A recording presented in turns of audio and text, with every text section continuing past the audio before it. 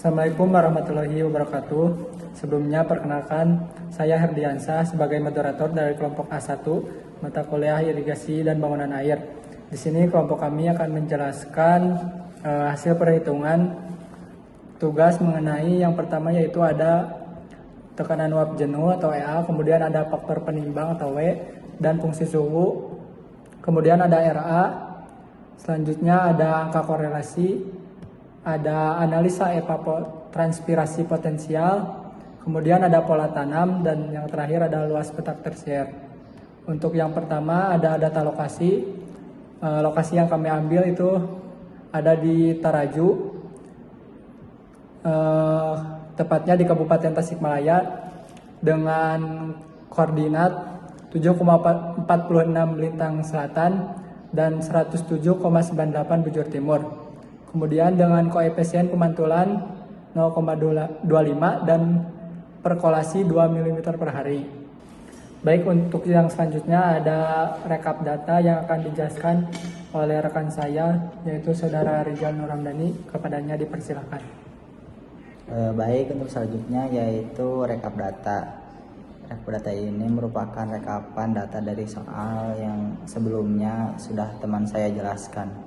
Sini dibuat satu tabel yaitu temperatur, kelembaban, lama penyinaran, kecepatan angin, dan curah hujan.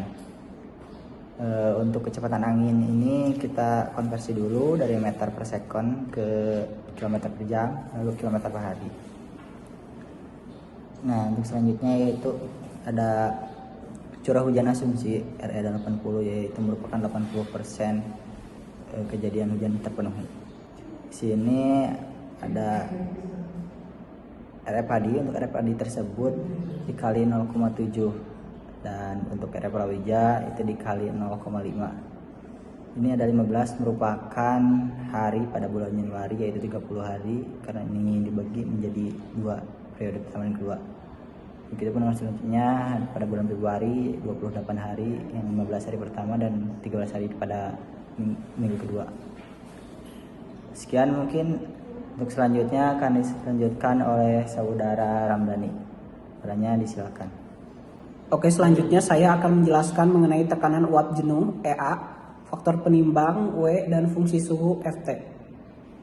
Untuk mencari nilai-nilai tersebut menggunakan tabel berikut atau interpolasi dari tabel hubungan T dengan epsilon gamma, W, dan FT yang bersumber dari Limantara 2010. Untuk bulan dan temperatur ini didapatkan dari rekap data, sehingga dihasilkan Januari dengan temperatur 25,22, W 0,75, FT 15,71, EA embar 32,10 sampai dengan bulan Desember dengan temperatur 24,61, W 0,74, FT 15,55, dan EA embar 30,96. Sekian dari saya, akan dilanjutkan oleh Dede Rusmadi. Baik, di sini saya akan menjelaskan nilai RA dan C. Nah, untuk nilai RA-nya sendiri kami mengambil dari data atau dari buku karya Profesor Dr. Insinyur Lili Montarci, Limantara MSc. Bisa dilihat di sini. Nah, untuk lintangnya sendiri kami mengambil dari daerah Taraju gitu ya, emang sebelumnya Bapak sudah tetapkan. Kemudian di sini juga kami menginterpolasi gitu untuk mengambil nilai yang dibutuhkan. Nah, untuk selanjutnya nilai C. Nah, nilai C sendiri sama, kami mengambil dari buku Rekayasa Hidrologi karya Dr. Profesor Insinyur Lili Montarci. Nah, bisa dilihat di sini untuk bulannya itu bulan Januari 1,10, Februari 1,1, Maret 1,10, dan seterusnya. Mungkin sekian yang saya paparkan. Selanjutnya akan dipaparkan oleh rekan saya Resya Kariman. Untuk selanjutnya yaitu analisa evapotranspirasi potensial atau ETO dengan metode Feynman modifikasi. Di sini terdapat data curah hujan, temperatur rata-rata yang didapatkan dari data rekap data yang sebelumnya. Lalu ada tekanan uap jenuh, yang didapatkan dari data data sebelumnya juga. Begitu juga dengan kelembaban udara rata-rata atau RH. Selanjutnya terdapat ED atau tekanan uap aktual dengan rumus EA dikali RH. Maka didapatkan 27,6 Januari, 27,17 Februari dan seterusnya. Selanjutnya EA tersebut dikurangi ED. Untuk selanjutnya adalah kecepatan angin, di mana kecepatan angin ini terdapat dalam rekap data sebelumnya. Lalu terdapat FU atau fungsi kecepatan angin dengan rumus 0,27 dikali 1 ditambah U dibagi 100. Selanjutnya terdapat W atau faktor penimbang yang terdapat dalam data sebelumnya. Lalu 1 dikurangi W, selanjutnya EA dikurangi ED dikali FU dikali 1 dikurangi W dalam satuan mm per hari. Selanjutnya terdapat RA atau radiasi ekstraterestrial atau nilai angot dalam satuan mm per hari. Untuk RA ini terdapat di data rekap data yang sebelumnya. Selanjutnya terdapat penyinaran matahari dalam satuan persen. Penyinaran matahari tersebut dibagi 100 sehingga untuk memasukkan ke dalam rumus RS. RS itu merupakan radiasi gelombang pendek dengan rumus 0,25 ditambah 0,54 dikali penyinaran yang dibagi 100 lalu dikali RA. Selanjutnya terdapat RNS. RNS tersebut merupakan radiasi bersih gelombang pendek dengan rumus 1 dikurangi alfa dikali RS, di mana alfanya 0,25 dan dalam satuan mm per hari. Untuk selanjutnya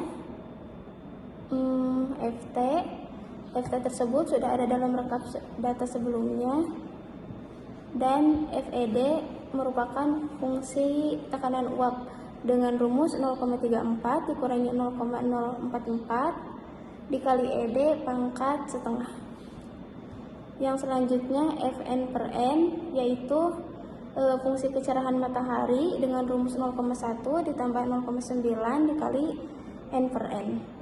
Selanjutnya terdapat RNL atau radiasi bersih gelombang panjang dengan rumus FT dikali FED dikali FN per N.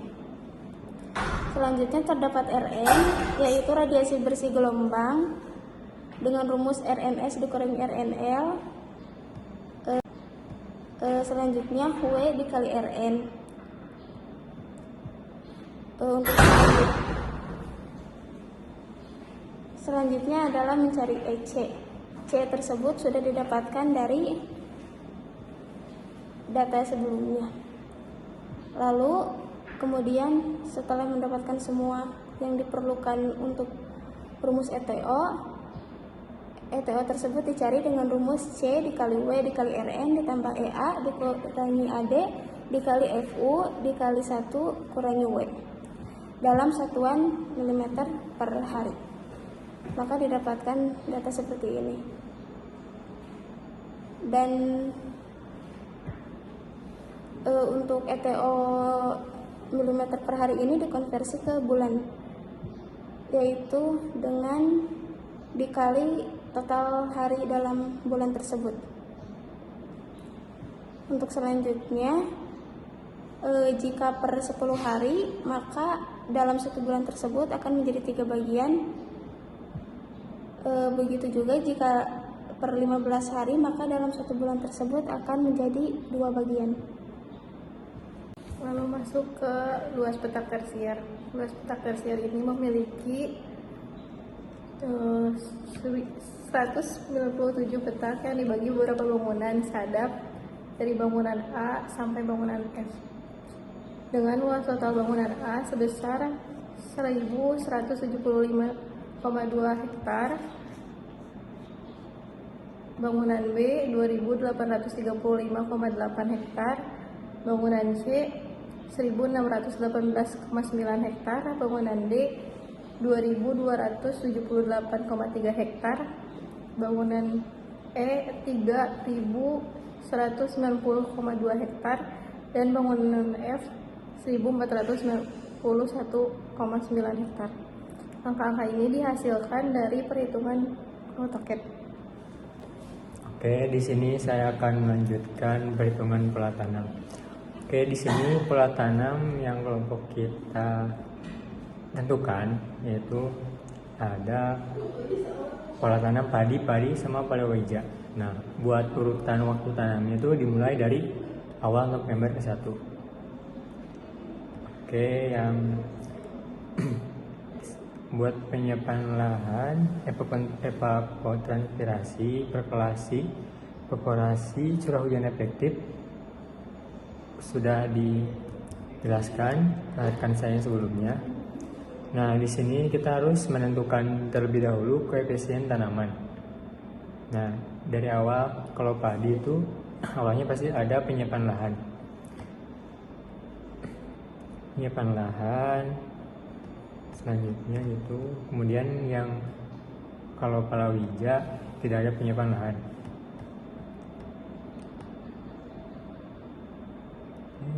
Lanjut ada kebutuhan air akibat EO dan nah ini ditambahkan dari perkolasi dan evaporasi. Selanjutnya ada penggunaan air konsumtif, hasil perkalian dari evapotranspirasi dengan koefisien tanaman rata-rata. Nah, selanjutnya ada penggantian lapisan air.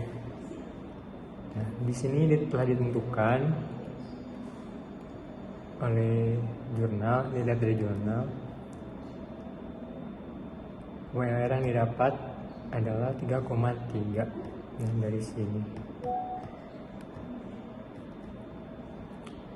3,3. Selanjutnya ada kebutuhan air selama penyiapan lahan.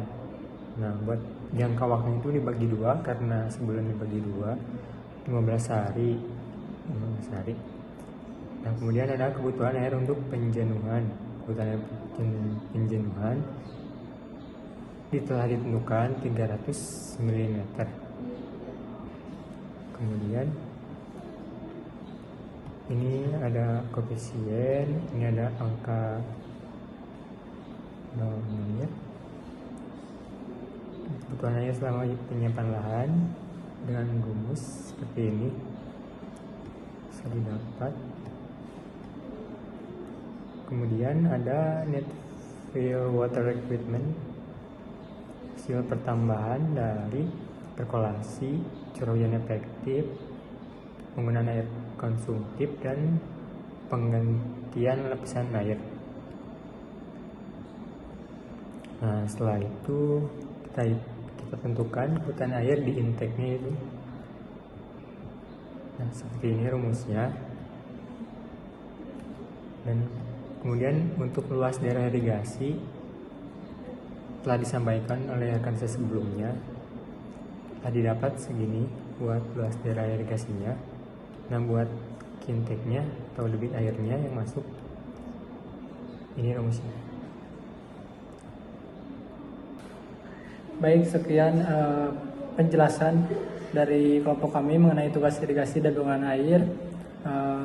Saya ucapkan terima kasih. Wassalamualaikum warahmatullahi wabarakatuh.